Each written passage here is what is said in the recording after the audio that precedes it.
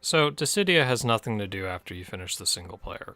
Now, their answer would be play multiplayer. However, there's not really anything to this multiplayer mode besides go into a match and then wait to go into another match. Sure, you earn treasure boxes after leveling up, but those are for random rewards, so it kind of feels like a huge crapshoot.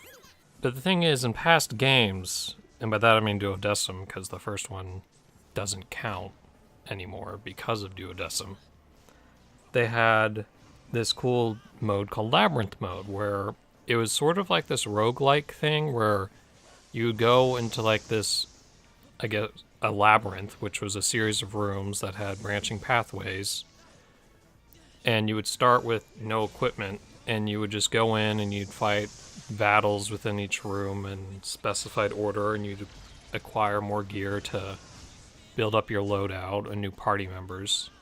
And at the end of it, you got to take some special items out, or you just left with all the experience your characters got.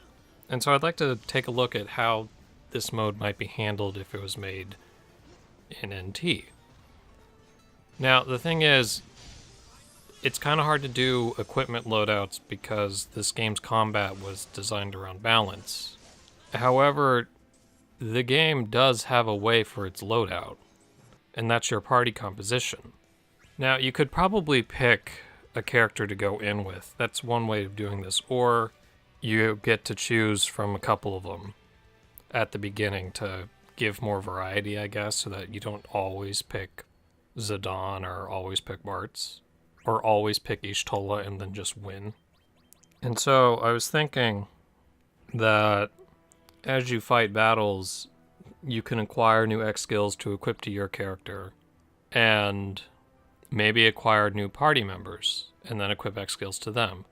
Or the party members can come with their own X skills already equipped.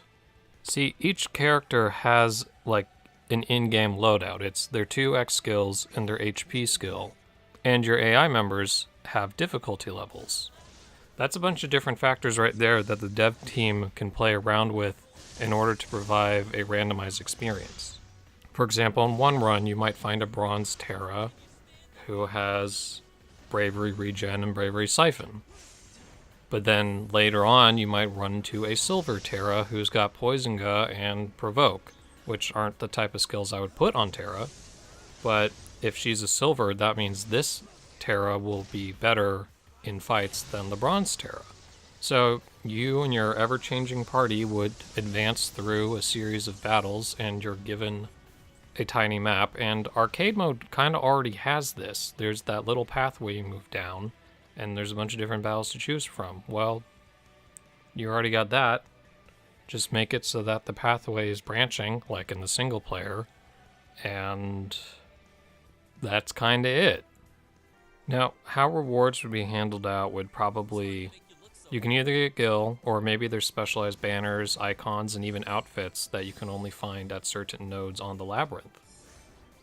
Or even then, you can have a Labyrinth level gauge that you earn experience for playing this mode, and leveling that up can earn you treasure boxes that works the same as the player level that works online, except not really online, because you earn less experience playing online than you do just playing the arcade. Oh my god, why do I have to do their job for them? One thing that was cool about the Labyrinth in Duodecim is even though the battles and the treasures that you found were randomly generated, the pathway was always the same, and each set of rooms had like specific properties. Like one set of room had more party battles, and another was a lot more treasure based. And then there were even job cards that would mix up how the randomization worked through the game. And so that would be a really cool thing to bring up. Hell, they can even bring back the medal system that they can use to exchange. Such as, hey, we got some cool AI teammates, except you're going to have to pay for them.